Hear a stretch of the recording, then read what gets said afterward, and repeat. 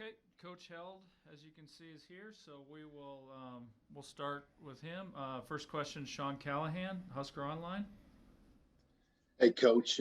Just wanted to ask you about Ronald Tompkins and just where he's at right now and what you've seen from him and how hard he's kind of battled to get to where he's at here going into this first game. Yeah, Ronald's done a really good job putting himself in position to help our football team. He's the number 2 back right now.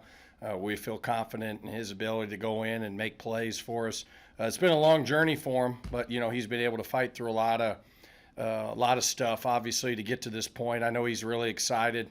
He's a very talented back, and it's been a while since he's played, but I know he's excited to get back out there, and he's another guy that will get better as the season goes on, as he gets to used to the flow of how a game will go and practice and everything, because he just hadn't done it in a long time, just on the everyday grind of it. So he's done a good job, and we're excited to be able to get him out there because we feel like he can help our team.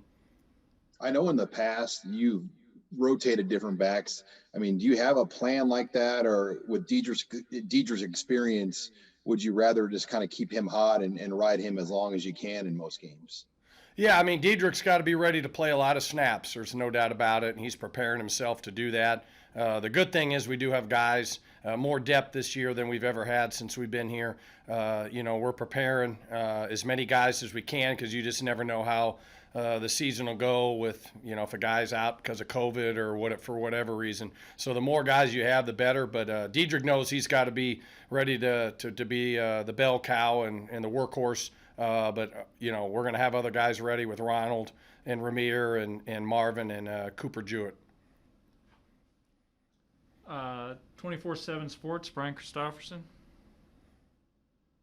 Hey, Ryan, we get all caught up with the backup guys sometimes, but just going back to DEdrick Mills, what have you seen from him just this offseason as far as his determination and what the confidence he gained from the end of last year, too, when he had that big final month of the year, just how you've seen him progress his game? Well, he knows this is the last rodeo, so he's prepared like it. He's putting himself in position to really, help our football team, and knows that if he has any aspirations for the next level, that he needs to go out and perform well.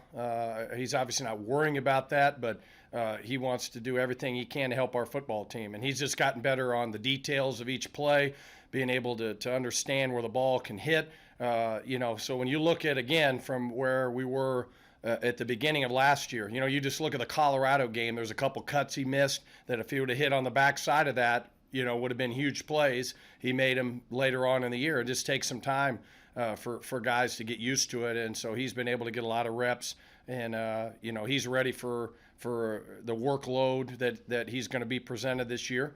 So we're excited for that, and he's a dog. He's a guy I'll go to battle with every day of the week. I know that he's going to be ready to go, and he's going to run hard and be a good teammate.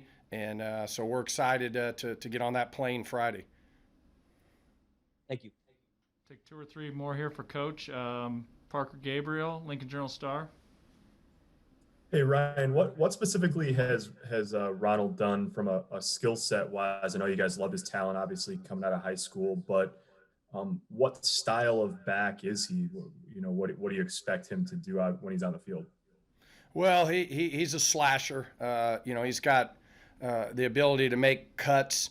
He's got tremendous hands. He can really catch the ball out of the backfield. I mean, he's one of the better guys on our football team catching the football.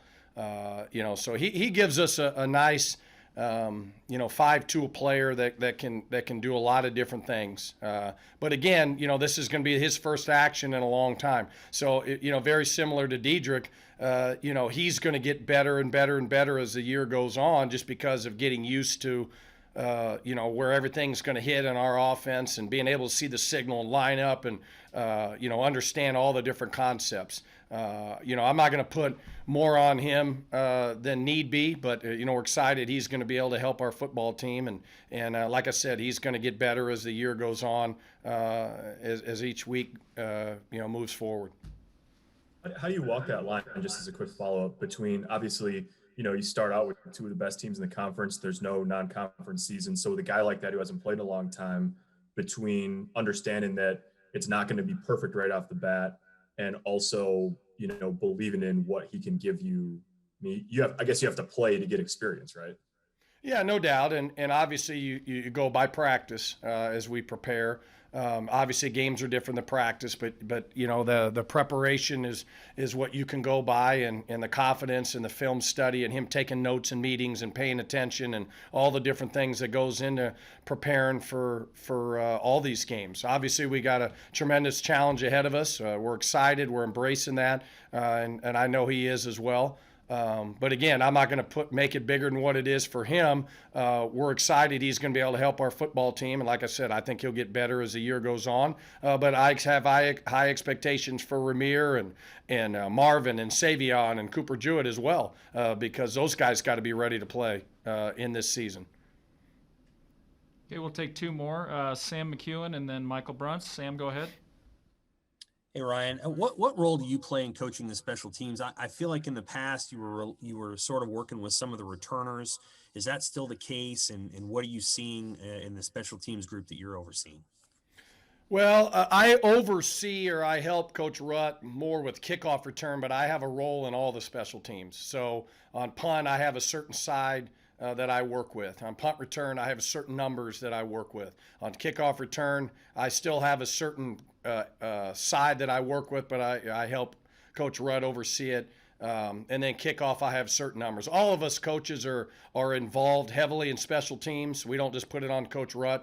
So I'm kind of a utility guy, just like everybody is. But mostly I look over in terms of heavier emphasis on kickoff return. But, I mean, we're all out there. It's a high-energy deal. We got to get special teams right. Special teams has hurt us at times, and we got to get that fixed. We know how important it is in all areas, and that needs to be big this year. I know our guys are really working hard in all areas to be prepared for making huge impact plays that can help change the game. We've got to be better on with field position and everything that has hurt us at times over the first 2 years. Who is your kickoff returners? What's that? Who are your kickoff returners? Oh, you have a hybrid of guys. I mean, you have Ramir, you have Cam Taylor, you got Brody Belt, you got Wandale Robinson, Marcus Fleming. There's some different guys that'll be back there, and so Coach Beck actually works with the returners specifically. Punt return and kickoff returners, does a great job of those guys, and Coach Lubick as well. So they're working through all that, and the way the kickers are, sometimes it's harder to get kickoff returns now. They're kicking the doggone thing 10 rows deep. But you never know with the weather in the Big Ten. You got to be prepared to have these returns be changing field position, which we've got to do a better job of. All right, and Michael Bruntz finishing up for Coach Hild. Hey Ryan, you touched on it a little bit, but with DEdrick, what was the difference for him in those last 3 games last year? Was it just experience, and were you guys using him any differently, I guess, in the scheme, or what was kind of the reason, I guess, for the uptick in his production those last 3 games? Well, I just think, like anything, the more reps you get, the better. And he just kept getting more reps. And, we relied on him more heavily down the stretch. So he got more reps in the games, and then he got more reps in practice. So I think that really, it just kind of compound interest. He just kept getting better and better and better and better. And he was able to see it on film and practice and in the games. And, you just can't speed up experience. It just takes time. And, that's just something that there was some growing pains with him because just because of the offenses he's played in, because our offense is a little bit different than what he did at the Georgia Tech and then in the junior college. But now, he's been able to have a whole 1.5 year cycle of that. And, again, I think he's definitely better today than he was a year ago going into the first game, obviously. But everything starts all over. Last year, nothing matters last year. It's what have you done for me lately business. And so he's got to be ready to go out against Ohio State and perform at the level that needs to be performed for us to have the type of offense that we need and want. Thank you. All right. Thanks, Coach. Thanks, guys. We'll have Coach Shenander next here just in a second.